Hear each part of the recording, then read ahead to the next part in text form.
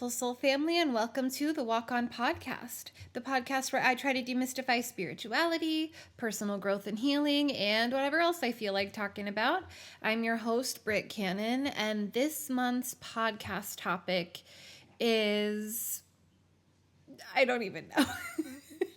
I don't even know. I was thinking of calling this podcast episode The Seven of Swords and talking about how self-sabotage is, part of our default settings as humans, and how, like, when you have a lot of trauma, sometimes life just makes it really hard to like understand the consequences of our actions, or to be able to like think ahead and make decisions now that are like informed by understanding how consequences play out in the future. But it actually takes a lot of maturity to live like that. It takes a lot of inner work and responsibility to make choices like that, and self-love and self-care. You have to be deeply connected with your inner child. And it's really interesting that that card came to me. You know, I have a whole list of podcast ideas in my phone, and I usually know so far ahead of time what I'm going to talk about, because the themes really present themselves over the course of the month as I'm planning. And there are some themes here, but to be honest with you, like, I'm just having such a hard time with the state of the world. I'm just like, not to be dramatic, my partner and I have this inside joke where when one of us is being dramatic, the other one will go, "Ladies and gentlemen, welcome to the stage, little drama." And not to be little drama, but she may be in the house tonight.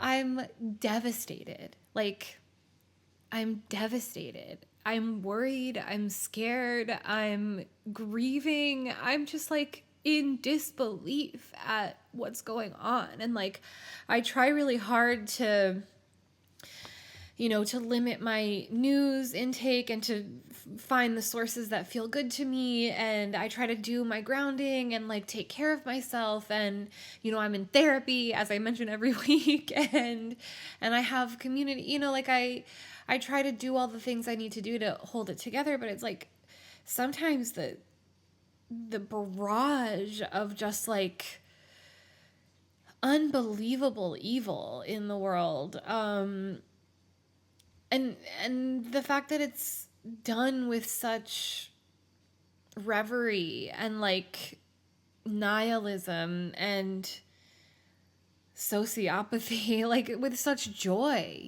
like there's people who love to hate trans people. There's so many people who like just flout their white supremacy. They just like think they're right. They're so detached from empathy. Like, I am sickened by it. And it's like, you have to tread lightly going to read the comments on a post, or just the sources you take in. And it's just, I'm like not even articulate right now, because today is one of those days where like I just got on the internet to try to like just take the morning off, and I saw like 6 things rapid fire that just were like a gut punch. And I've been feeling this grief, like it feels like physical. I don't know if anyone resonates with this, but sometimes my empathy, when something is really horrifying, like when it's really bad, my empathy feels like physical pain. Like it reminds me of how shame or guilt used to feel back before I started working on unpacking and healing those feelings. And it's just really bad right now. And last night, my partner and I were doing nighttime stuff, which is like when we wash our face and brush our teeth and like all that stuff.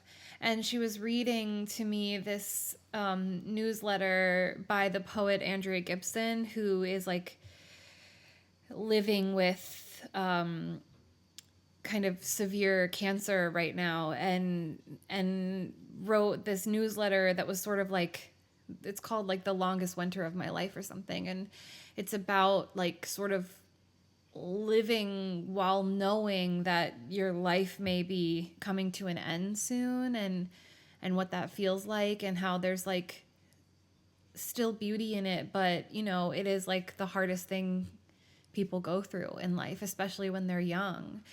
And just like accepting death in general is very hard, but when it's like actually happening to you, and you have so much, you feel like you have so much more life to live, it's just like, there's a lot of grief in that.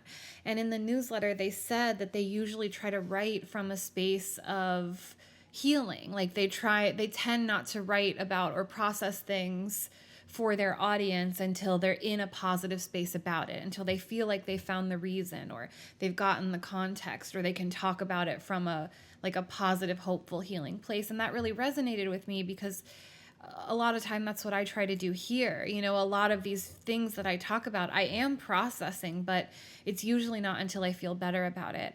But Andrea Gibson was talking about how for this newsletter, they were just trying to write from the honest place of grief. Like I need to express this. I want to express this. It's important to not just engage with the positive, or not just engage with the healing space. Like, to quote or paraphrase them, it's like, if I'm only ever communicating with you from the healed or healing space, that means that I'm preventing us from like being vulnerable together. And so when I sat down, like today is the day I scheduled to record this podcast, and to not have known what I was going to talk about, and to be in such a sort of grief-stricken space today, it feels hard and different. Not that I haven't done it before, but, it's just really raw right now. And so that's what I'm trying to do today. So if it's like not as tight as normal, that's why. But as I was saying, I wanted to grab a few tarot cards, because like I said, I'm sort of like going without a plan here. And so I wanted to pull a few cards, and immediately the Seven of Swords fell out. So I was like, okay. Before I even shuffled, like I just went to pick up the cards out of the little box I keep them in, and out flew the Seven of Swords. So that's definitely like a part of the episode today. I was also thinking about talking about like living a holistic life. This is something that I've been thinking about so much over the past couple years, and am so amazed by the bliss, like the love, I don't know, it's amazing. It's like I think I had sort of unrealistic expectations of myself before I had this kind of stable life, where I was expecting myself to be like as productive as possible, to be as like helpful and healing as possible, to always be perfect, to always do the right thing, to like be making enough money to support myself, to like, just pressure. And I kept burning out because I didn't have like a safe or supportive home. I didn't have like a good, solid community that I could count on. I didn't have like a loving partner. I wasn't having sex. I was celibate, I was very isolated, and necessarily so, I don't regret it. But I was talking in therapy yesterday about how I'm experiencing this. I've talked about this metaphor a lot on this podcast. The metaphor of like starting a lawnmower, and how like you can pull and pull and pull, but if you don't get like the speed and the strength right, that thing's not going to start. It might like sputter and pretend to start, but it won't fully get there. And over the past couple years, I really felt like I can like start it every time I pull that string, the thing starts, and that feels amazing. And I'm different than I used to be. My executive functioning is so much better. I'm taking such better care of myself, and I'm able to like hustle more. This past week, something happened that made me really proud of myself, where a burlesque producer, Tallulah Talons, who I've worked with a couple times now, she's so great. She provides an open stage, like a burlesque open stage, for people who like aren't doing it professionally yet, but like might want to, or might just want to try it. She has there's no gatekeeping, she just provides that space. And I think that's so important, and like really speaks to what kind of person she is, that she provides that space for people. And so I did her open stage, and then she posted this week that she didn't have, like, something fell through for her Piano Panties, like variety show where it's like music, original music, and old timey covers by burlesque performers or whatever. And Tallulah writes and sings her own music. And so I just like sent a message and I was like, I have music. I can do this. I can fill in. And that is something I never would have been able to do before. Like I had such a hard time taking action. I had such a hard time putting myself out there. I had such a hard time like admitting how much I wanted something. And to be able to just do that, and it happened, and like in the same day I like found out I was going to do the show, and hours later I was at the show. And I performed well and I had a great time. And you know, I was thinking about that, like what is different about me that enabled me to do that? My confidence is better. I'm more stable. I'm taking the best care of myself I ever have. I'm like going to my doctor's appointments. I'm eating 3 meals a day. I'm working out every single day. But I also rest when I need to. I have like community. I have support. I have love. I have acceptance. I have like intimacy with all these people who just like love me for me, and that's what's different, and that's what enabled me to do that. And it's like nothing I'm doing now was available to me before, when I was stuck in isolation, or when I was only able to focus. You know, it was like I can't find someone to love me, like I can't find a day job that doesn't totally destroy my body, like I don't have a lot of friends. I've experienced a lot of betrayal. Like, I just feel like I'll be safer on my own, you know, like all these things. I wasn't able to eat. Like, I wasn't able to feed myself on a daily basis. Sometimes I would have like $7 to get me through the week for food. And I was just in really poor health. I was in constant flare-ups. I was living in a very toxic home environment where I was getting triggered about my childhood constantly because of the way the person I was living with was treating me, and it was making me sick. And I just understand like how at the time I was like, I'll just focus on work. I'll just focus on like my career. I'll focus on making it happen. But of course everything felt so heavy and hard and impossible, you know, impossible. And I just felt like I didn't know how to trust anyone. I found my, you know, 1 or 2 safe people and practiced opening up with them. But, you know, you can't get everything from 1 or 2 people. And it's just like, it is a holistic thing. It's like, as you take care of your physical health, you take care of your mental health, you take care of your like connections and your nurturing community, and you're showing up and you're giving and receiving. Of course, like the work flourishes too. And it's sort of a constant process, like a daily practice to make sure that I'm not giving too much to one and kind of sacrificing the other. I've been guilty in the past too. I mean, Libra, balance, all that. Of like giving everything to my relationship, or like one relationship and one friendship, and they were very like demanding, challenging, upsetting connections that like took everything I had, and then I would lose myself. And I've been working on all these things and just figuring out how to juggle it all. And you know, it's living a holistic life that's giving it to me. And I think we're conditioned through white supremacist, capitalist, cis heteropatriarchy that, you know, a holistic life isn't possible. We don't even think of a holistic life. It's like when you hear about how in like Denmark, everybody has jobs. Like they, you know, sort of just like given a job, I guess. And it's not, doesn't feel as much like choice as it is, as we're told it is here. But the work isn't the center of their lives. Like they have time and space to pursue other things, to have hobbies and friendships and travel. And so work isn't this like all-consuming thing like it is here. Even if you have a shitty job, like even if you're just a bartender, you know, just a bartender, or like you work in retail, or, you know, like these jobs that I've had where it's like, this shouldn't feel like my whole life. This shouldn't feel like the end of the world if like I call in sick, or I can't do something, or, I make a mistake or whatever, why does it feel like it's the end of the fucking world?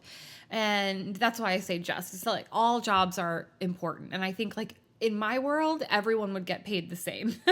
Actually, everyone would get like, here's your amount to live on, housing's free, education's free, healthcare's free, like take care of yourselves. And then we figure out how to like cooperate in a society and provide the things that each other needs based on like our skill set and interests and passions. And, not to get on my soapbox to announce that I'm like running for president. But, it's just like, it just doesn't allow for us to even consider that living a holistic life is possible.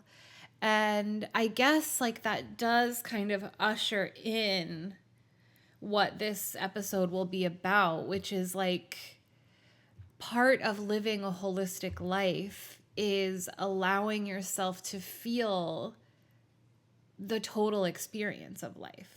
And I've seen a lot of people express this feeling of like, it feels silly to make art now. It feels silly to do my little day-to-day things, like what's the point?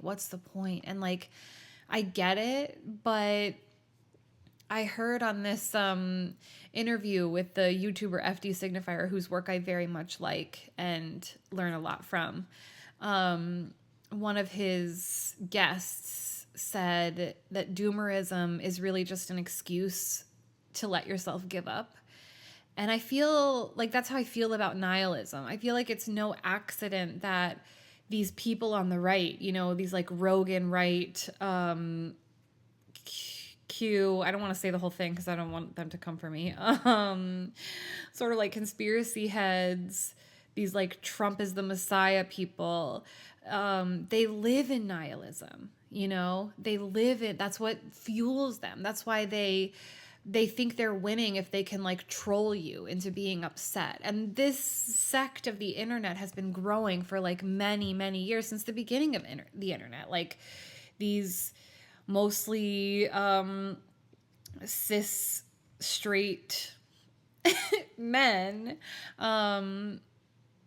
needed to like get together and feel victimized and use their, like, instead of being like, maybe I have a terrible personality and I have a lot to unpack about like how I feel about women, and that's why they don't like me or want to sleep with me. Instead, it's just like it's all women's fault, and like we should return to the 50s where women have no choice and say, and like they have to marry us because they can't have jobs of their own or credit cards or own property, and that's what we should return to. And like we deserve to hold all the power, otherwise who's gonna fuck us?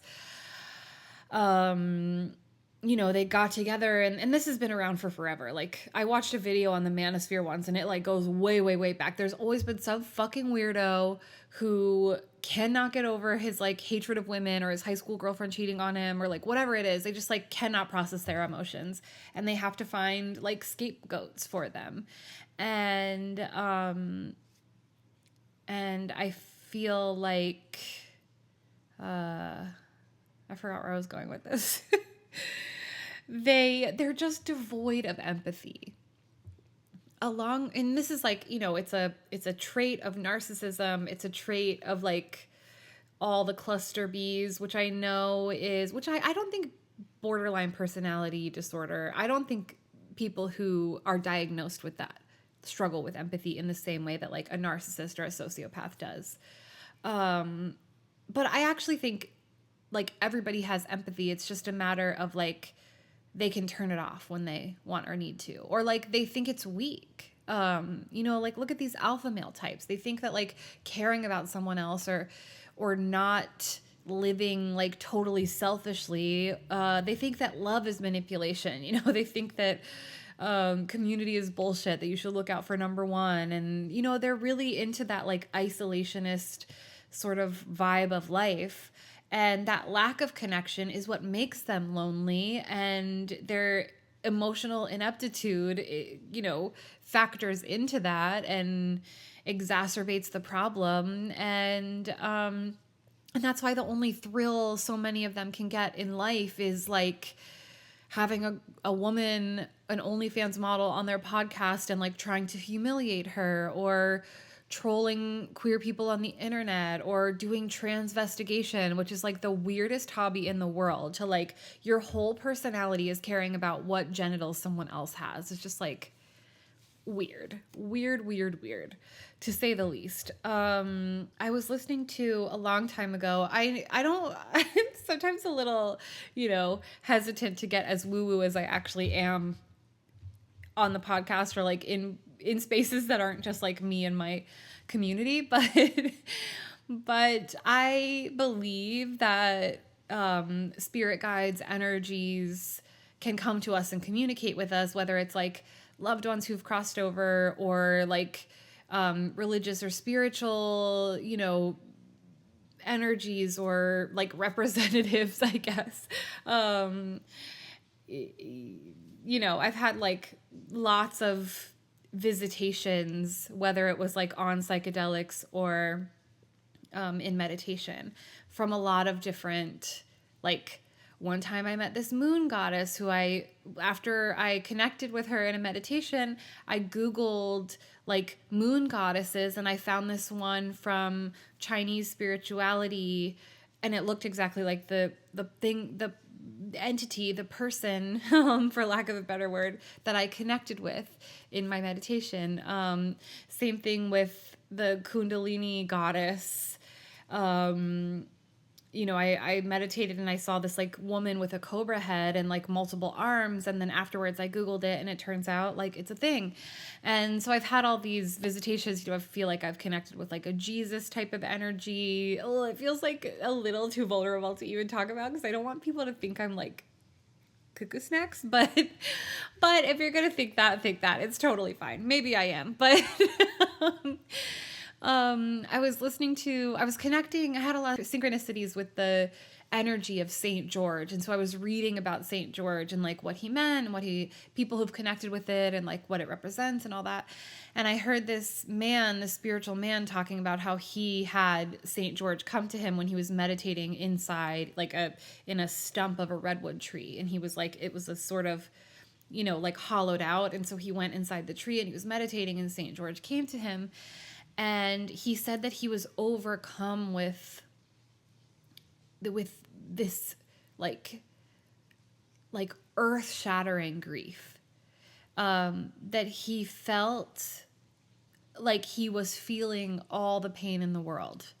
And Saint George like told him that this is what it means to be awake and aware. Do you really want this? Because this is what it is. This is what it feels like to be this open. And the man was like, yeah, that's worth it to me. And I thought that was so beautiful. And it's something that I've like thought about a lot, especially since I moved to New York City, because here the like financial disparity between the rich and the poor is very extreme. And it's extreme everywhere and getting more extreme every day, which is one of the things that's giving me so much fucking grief. It's just like getting worse and worse. And they're just doubling down, I mean, I know in my heart of hearts that this is the way to revolution. Like, it has to get bad. I actually wrote about this in my most recent Substack post. As of recording, it'll be like not my most recent one once this podcast comes out, but I released it on Wednesday of this week, and it was about seeds planted sprout. It's about like the seeds that everyone's planting, like the seeds of the fascism that we're experiencing was planted, before I was born. And I'm old. I'm old, to like TikTok standards anyway. Whenever I talk to someone who's in their 50s and they call me a baby, I'm like, that's right. In the grand scheme of things, yes, I am. But I was talking about the economic stuff. Oh, the seeds of fascism were planted a long time ago. And and I feel like the seeds that for revolution have also been planted since before I was born. You know, it's like an energy I'm tapping into now. It's something I think about and carry with me every day. And like, it's an intention I live with. I want to like make this a daily practice of unpacking the white supremacist capitalist cis heteropatriarchy, of living as holistic life as I possibly can, being a fully realized multifaceted being, not shutting the fuck up, not getting back in the closet, living my life out loud and trying to be the change I wish to see in the world. You know, that's my goal and my philosophy, and it's very important to me to do that because I feel like I am like I'm the living legacy of people whose activism and work resonate with me. You know, I'm carrying them with me. I'm carrying the baton that they carried as long as they possibly could.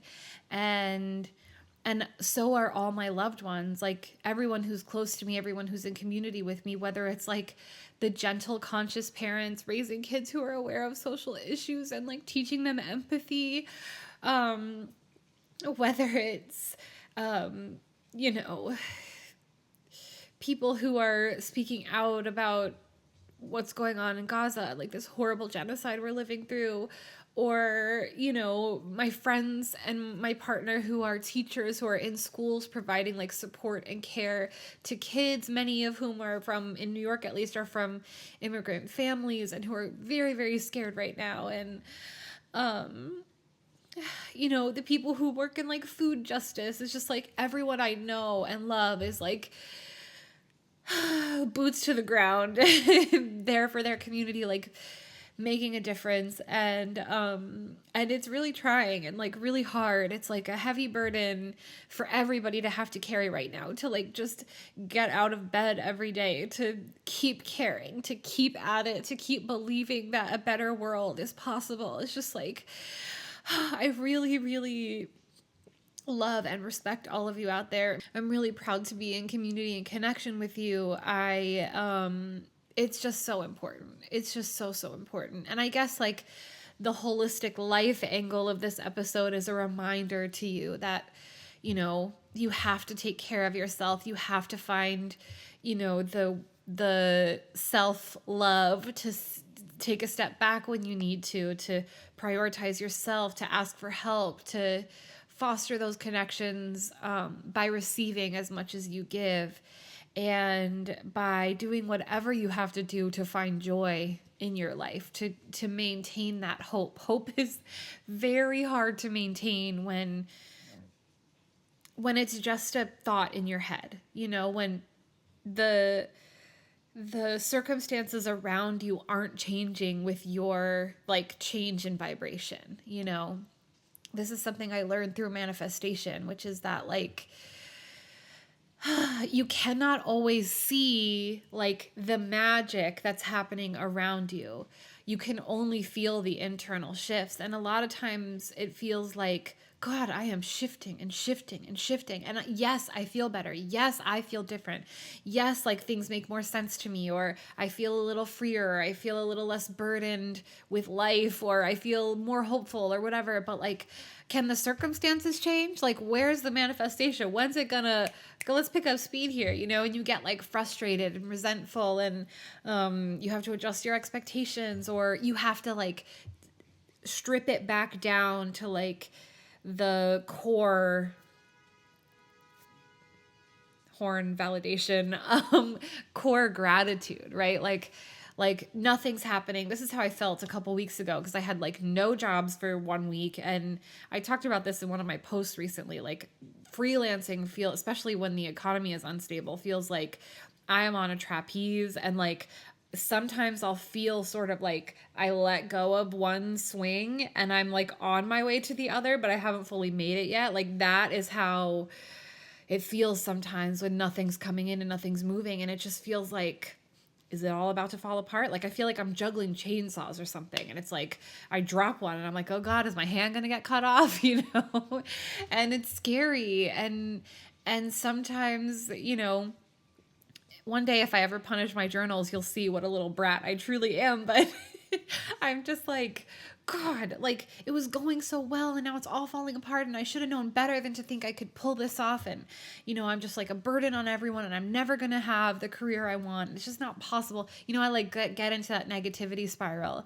And what always ends up working for me is like taking it right back down to gratitude. And like, what am I grateful for? I'm grateful that I have a roof over my head. I'm grateful that I can eat every day. I'm grateful that my partner is like not only supportive emotionally and like mentally, and also like literally helps me create my music videos, and I bounce ideas off her and she's always there to listen and give me positive feedback and tell me she's proud of me. It's just like she tells me she's proud of me like so many times a day.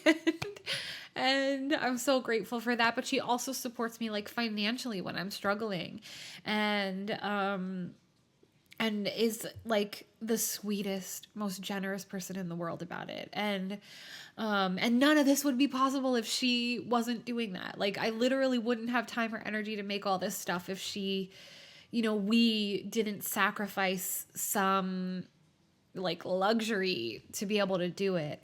And, so I take it back down and I'm like, I'm so grateful that I've been able to make all the stuff I've been able to make. I'm grateful that I'm getting better. I'm grateful that, I learn all this new stuff every week just by doing it, hands-on style. I love writing. I love burlesque. I love that I'm back to that. I love how much like myself I feel. I love how free I feel. And that usually helps like get my vibration back in a space where I can like get back into the flow. And wouldn't you know it, the very next week, things just like picked up to an almost unbearable degree. So hopefully that'll allow me to trust a little bit next time there's a lull. But I know how hard it is on like a personal level and on a like an activist level, like a world level where like I know in my bones like what's right. I'm so sorry. It's been like an emotional couple weeks. I don't know what happened. I think I had this like huge heart chakra opening and I have been crying at the drop of a hat, just like constantly. The other night I was hanging out with my little, community that I talk to like every day. They're just like the best people in the world. My partner and our friends, Kristen and Niv, who are a couple. And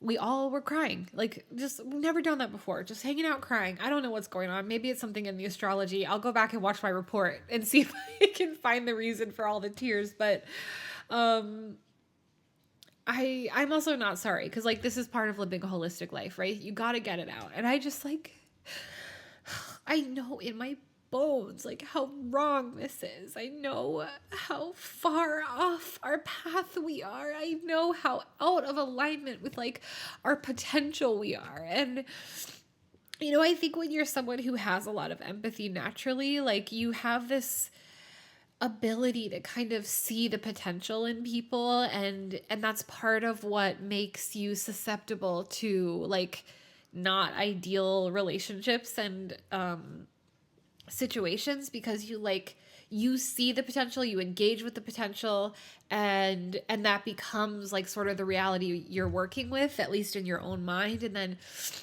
over time you realize when someone isn't like living up to that, and isn't interested in doing the work it would take to live up to that. And you have to like sort of reconcile like your hope and the potential with the reality. I had this friend that I worked with when I worked at a daycare. The daycare I got fired from for being a stripper, incidentally. There was like a mutiny where this girl went around showing my Instagram to all our coworkers and our boss, and ended up getting me fired. And she was a girl I covered for many, many times. Isn't that always the way? I don't even know why she did it. Like, I never did anything to her. It was weird. It was a really weird move on her part. I hope she's doing well. I hope she's really happy with her life. Wish her the best. Love and light. Love and light.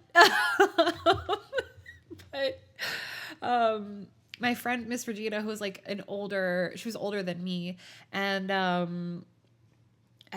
had been through a lot in her life. And she told me once when I was complaining about my boyfriend at the time, we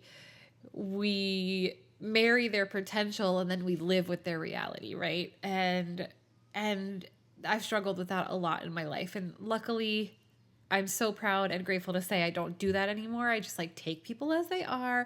I learn about them day by day.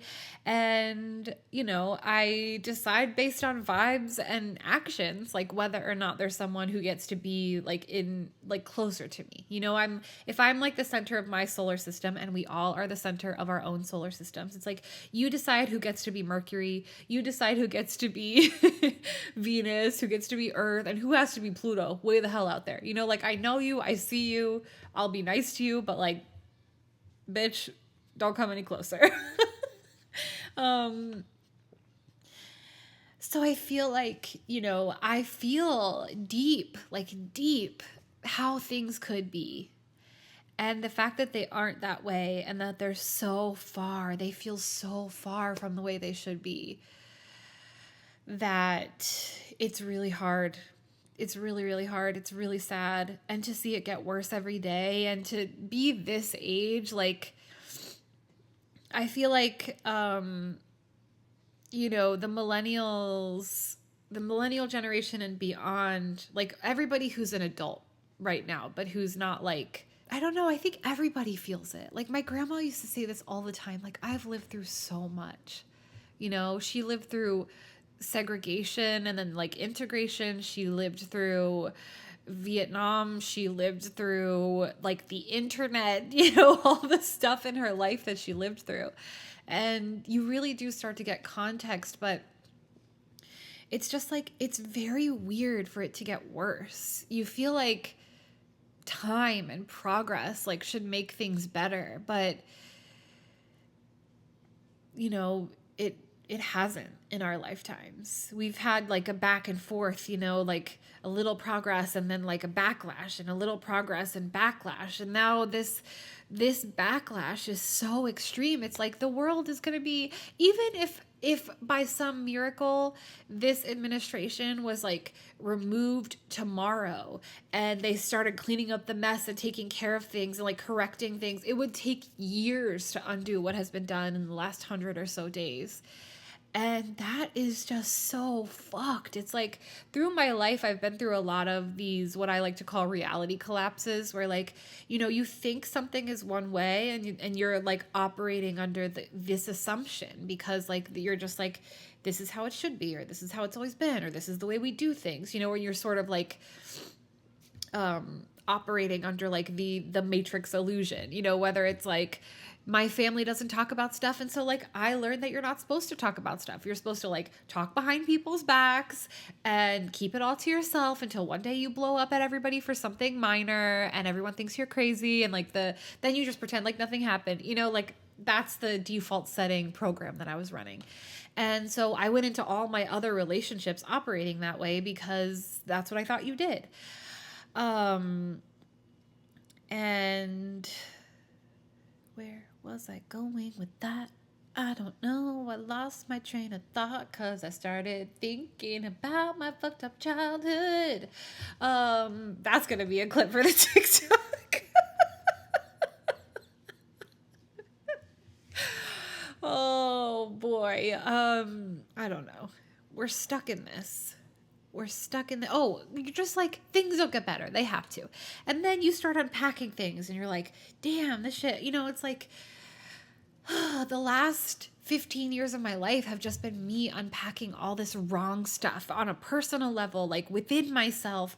And then like politically, just unpacking fat phobia, unpacking white supremacy, unpacking queer phobia, transphobia, unpacking capitalism, just like every day tackling this stuff. And it's like healing to me. It's like everything I unpack, everything I release myself from, every bit of grace I give myself, of love I give myself, of opportunities to heal, space to be seen, space to connect. Like every bit of that feels so good. Like I'm freer every day than I was the day before. And I feel so motivated to like give this to other people. I'm like, everyone deserves to feel that. Even that girl who got me fired from that job. I'm not going to say your name, but I hope you found healing. Even though when I said it earlier, it didn't sound like I meant it, I totally, totally did. I want everyone to feel that. I want everyone to be able to embrace their authenticity. I want everyone to have room and space and safety to like explore what they want to do, what they're actually passionate about, to connect with one another. I want everyone to feel seen and loved and affirmed in who they are. And I want everybody to be given the grace to make mistakes and correct the mistakes and be forgiven for past behavior. And I'm the opposite of a nihilist. Like I might veer on the absurdist,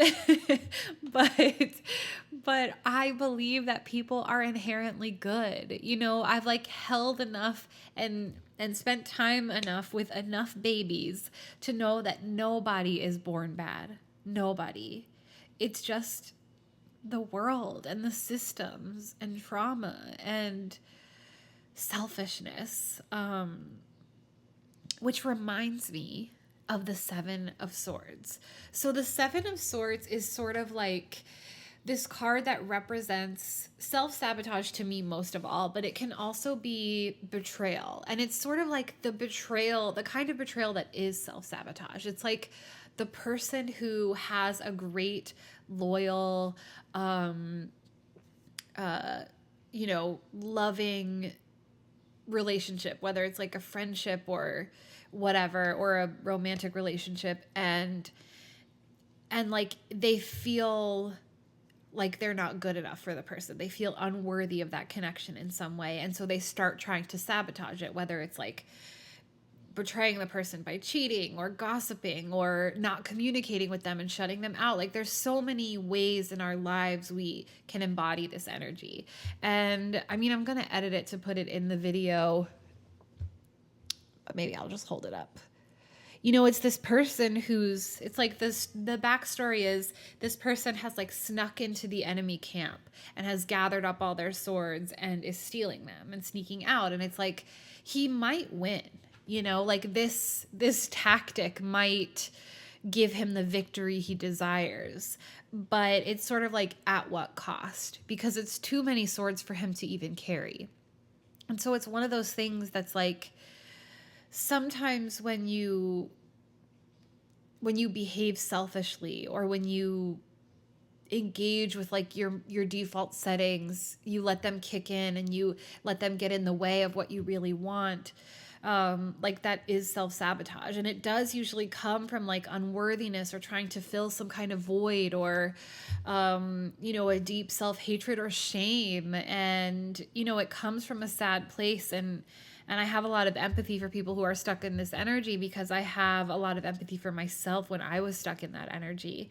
But it's like, it's like those people who are very manipulative and think like the only way I can get love is by manipulating people into loving me, or by controlling them so they won't leave me. But it's the control that eventually causes the person to walk away. It's like the love and safety and stability that you're seeking doesn't come from those behaviors. The only thing that gets you what you need, gets those needs met, and heals those wounds is accepting yourself for who you are, changing your behavior, being loving, working on your attachment style, learning how to communicate, learning how to like work with someone else through the comedy tragedy that is life, and working on your resilience, and understanding that you can't actually control anybody else. And the impulse to control is just one of a wound, of like the scared inner child. And, I thought this about every single person I had to walk away from. When I did walk away and they acted so betrayed and hurt and confused, and like it was this devastating loss. And I remember feeling every single time like, you didn't even like me. You didn't like anything about me. You nitpicked me constantly. You complained about everything I did. You looked at me with like disgust in some cases, like it felt like you couldn't even stand my presence. And now you have the nerve to act devastated that I've moved on with my life, that I'm like, I'd rather be lonely than dealing with this fucking bullshit. It's like if you want people to stick around, you have to treat them right. If you want people to stick around, you have to practice the act of loving them. You can't just be like, I love you as a feeling. I love you as an idea. I love you as an object. That's never going to work. That's not sustainable. You have to see them. You have to be open to them. You have to be able to flow with another person. You have to be able to accept another person, which means you have to be okay with accepting yourself. And I feel like that's what's going on right now, this Seven of Swords energy in the actions of this administration and in just like the way the world is working right now. We're in such deep resistance to the change that the universe is asking us to make.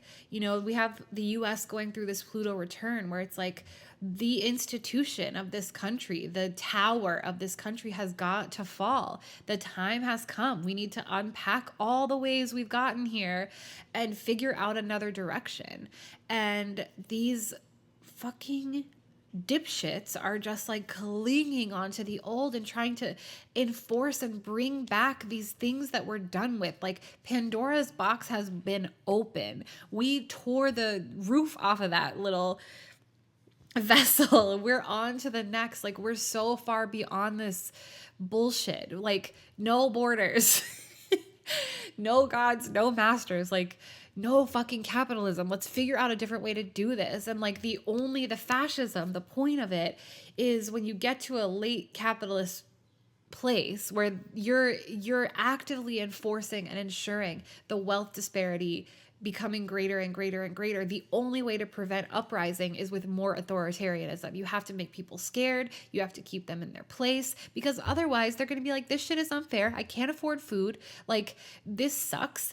I don't agree with any of the policies. I don't agree with anything that's going on. I feel like you're not listening to me. And like, what happens historically when this is the position empires are in? Like, they fall.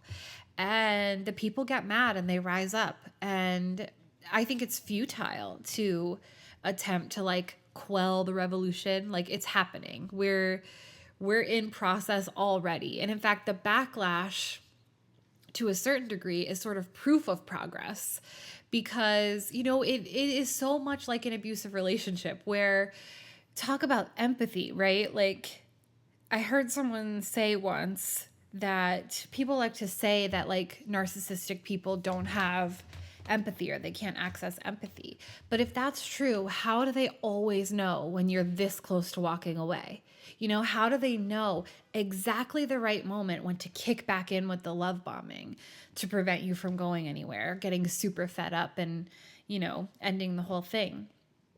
And I feel like, you know, when that flip switches and when they realize, no, this person is like actually done, you know, when they realize that you're at that point, sometimes the behaviors escalate, you know, like they'll get more desperate, they'll get more extreme, they'll get meaner, they'll get, you know, they start throwing anything at the wall to try to get you to stay, to prevent you from leaving. And usually for me, when that shift happens, it just affirms my choice to walk away. You know, I always think, every single time I've thought, thank you so much for making this so easy, because for so long I felt like I loved you more than I loved myself, and like it was worth it. Somehow, some way, it was worth it to stay. And now, like, I see there is no staying. This is it. This is the end. Thank you for making it easy. And I feel like that's what's happening right now. It's just like the filter has been lifted. The ugliness of the fascism that like we have always embodied, like the foundations of this country are built on genocide, and we've done such harm in the world and and to each other, and it's the same thing it's always been. It's just like more stark. It's more clear. It's in HD now. You know, we can't ignore it anymore. We made the choice many years ago that we were shifting things. You know, we figured out we needed better representation. We figured out that there were more than the two genders. We figured out that, we need to have more autonomy. We need to have more equity. We need to have more connection. There needs to be more opportunities for everyone. We started critiquing like the prison system. We started thinking about school differently. Like all these things, we were unpacking everything. We were correcting the wrong history we'd been taught by people who had a lot of stake in upholding the status quo and like teaching us the wrong things. This is part of the attack on education that's going on right now. It's like they saw what a liberal education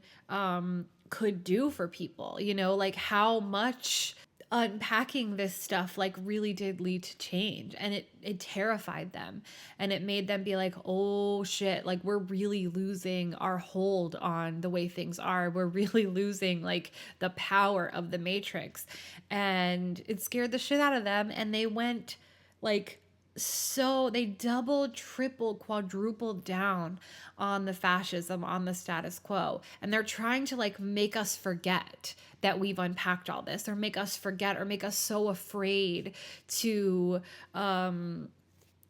speak truth to power, to keep fighting the good fight, that they're doing the absolute most to try to make us, to try to stop us, to try to stop the progress, to try to stop like the people from being done with this toxic relationship that we have with people in power, with money, with institutions.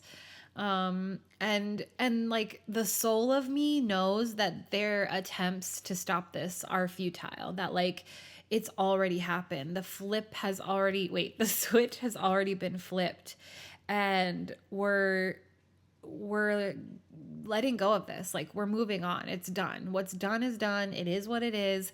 All it takes now is a surrender. Like the tower has fallen. Like for people, there's a lot of people who are just waking up. There's waves of these things, waves of awakenings, waves of understanding. And some people get it sooner than others. Some people can't get it until it hits closer to home. But like ripples in a pond, like it's reverberating, and more people are getting on board, and that's going to continue to happen. And here I have like the Moon card, the Hierophant, the Three of Swords, the Devil, and then the Page of Swords, and then the Judgment card. So it's like the choice has been made. There's things people don't understand about tradition and institutions. The heartbreak and the grief as you unpack like the codependence, or the reliance on unhealthy systems, or the things that keep you chained and stuck to your ego, or the devil, like the parts of you that are not the most loving, are not the most free.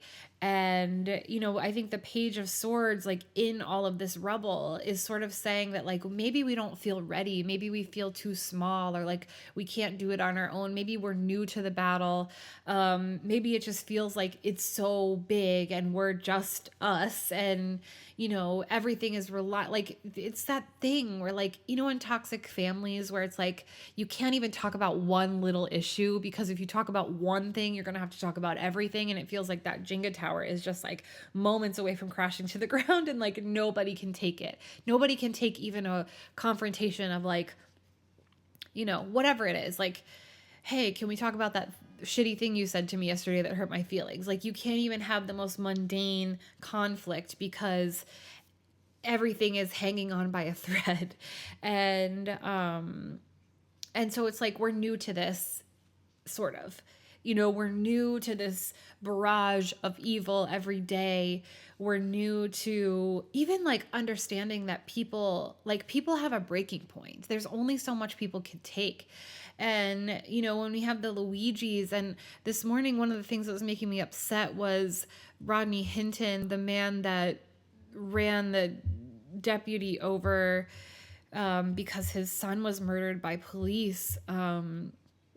There's going to be backlash. Actions have consequences. People feel things. People have been hurt. People are struggling. Actions have consequences. Like they should not even have the nerve to be surprised that people are upset, that people want to fight back. It's like you're kidnapping people and sending them to a prison where they're being like horrifically abused and dehumanized and maybe murdered. Like it's a death sentence if people get sent there, and then you're just like sending these plainclothes ICE agents to just like kidnap people in broad daylight, and you expect them not to fight back, not to stand up for themselves.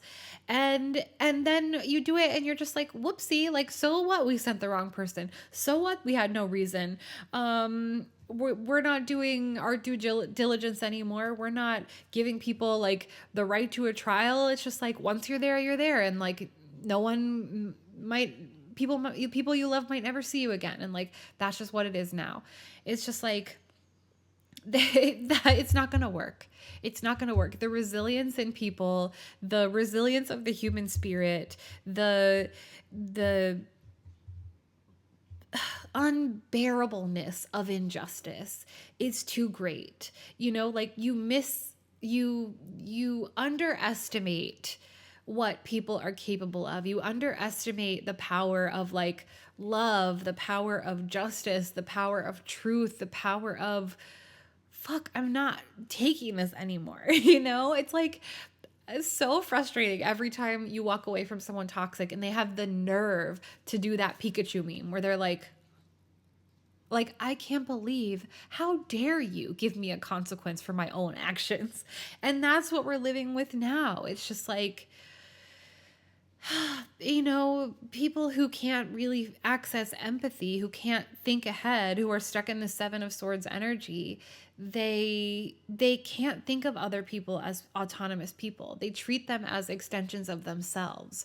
They can only see them as like, we're just numbers to them. We're not individuals with like fully realized like complex inner worlds and lives. We're just like the pores. We're just a means to more money. Like, they literally want to put us in factories and have us like work ourselves to death. They want to put kids back in factories. Like, Charles Dickens already covered this, you guys. We already figured this out. Hey y'all, Editing Bay Brit. I just wanted to say that I understand that like child labor laws weren't figured out everywhere. Like, it's not a problem that was solved. It's just like something that we keep having to revisit for some reason, that people can't understand that child labor is wrong, or that like exploitation of people in general is wrong. And I know that a lot of stuff that we use here in the US is made by kids in factories other places, and there's plenty of places where like people are essentially in like work prisons, where they don't ever leave their workplace because it's also where they live. And not to mention like prisons being legalized slavery. Like, there's a lot of nuance here that I didn't cover because that's just not like the topic of the episode. But I just wanted to say that because it needed to be said. I also had the Eight of Pentacles come out, which is about figuring out how to make your work a daily practice, figuring out how to be passionate and sustainable in the ways that you're contributing to like a cause or a movement or a hobby or whatever it is. It's just like being fully immersed and passionate, and how that helps you manifest results because you're just focused on like one task at a time. Then we have the 10 of Wands, which is like, we're going to feel burdened in this journey. It's going to feel hard. It's going to feel heavy. It's going to feel like at times we can't go any further. And those are the times where you stop and take care of yourself, where you engage with that holistic life. You can't be fully in this all the time. You have to look up once in a while. You have to go to the bathroom. You have to get a drink of water. You have to get a snack. You have to have a conversation. You have to do something fun and joyful. Otherwise, you're going to burn out.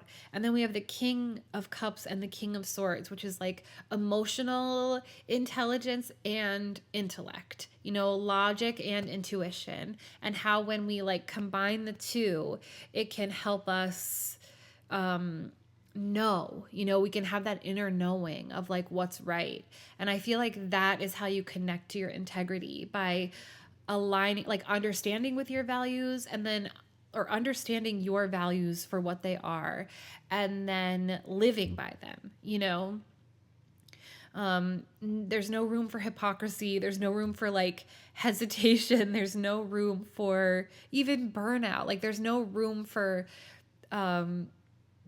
extremes. Like it feels counterproductive, because this is what I used to feel, is like, no, I have to focus on my work only. I have to commit myself fully. I can't have time for anything else, because if I don't live like this, it's never going to happen. And that's sort of like the American dream that we're all sold, like it's either one or the other. You're either a mom, or you're not. You can't have it all. It's not possible. And that, like, we hear these narratives all the time. If like you're not fully committed to where like this one thing is your only personality trait, then you're never going to make it happen. It takes like full and total dedication. And I just don't think that's true. I mean, I think that like I'm dedicated to meditation, and so I've made everything in my life a meditation. I'm fully present no matter what I'm doing, and that helps me be good at a lot of things. And even the things that I'm not good at, I can give myself enough grace to allow myself to learn and start bad and get better. You know what I mean? And leaving that perfectionism behind is part of the holistic healing. My camera battery died, and I'm not going to plug it in and charge it for a half hour so that I can finish this video. I'm just going to record this on my phone, and you'll have to forgive the change in angle and the fact that I'm literally holding it up. How do I make myself look like I have a shirt on? So yeah, you got to live a holistic life. You got to take care of yourself. You've got to find space for community, for authenticity, for healing, and you have to do whatever it takes to keep this fight sustainable, to stay committed to the cause, to even feel the grief, like I know so many of us are struggling with like the deluge of just evil, nonsense, unnecessary suffering being inflicted on people who've been suffering for a long time as it is, like just the lack of empathy, the lack of compassion, the lack of care, and the antagonism to certain people's like survival, let alone thrival. It just feels really hard and scary and heartbreaking. So even feel that too, honor that too. Don't resist it when it comes up. If you have to take to bed and cry all day, like please do that, because that helps you stay committed to the cause. That helps you stay healthy. That helps you continue living a holistic life. The Walk On podcast is a production of Walk On Productions. It is written, recorded, produced, edited, and marketed by me. That's right, all by my lonesome. This is truly an independent production and a labor of love, so every little bit of support counts. You can support me by liking, commenting, or sharing this episode. You can follow me on social media. The podcast content is at walkon_pod. And my personal account with my music, my dancing, my writing, and everything else is Brit_that's_it. You can book a service with me. I offer tarot readings, astrology consultations, a mentorship service where we meet once a week and discuss your blocks to abundance, to love, to self-acceptance. I also offer voice lessons, which can be just learning how to sing. It can also be throat chakra healing that teaches you how to lay boundaries and speak your truth. Or it can be gender-affirming voice lessons. You can book all of those at my website, which is britcannon.me/services. You can explore the other pages on my website to listen to my music. I have a few singles out. I have an EP I released. You can go watch my burlesque performances. You can also buy my book of poetry, Flight of the Final Girl, which explores my generational trauma through the lens of horror movies I love. You can book me for your event to perform, to do tarot readings, to whatever you want me to do for money at the email brit@britcannon.me. Thank you so much for listening. Thank you so much for being here. Happy healing. Bye.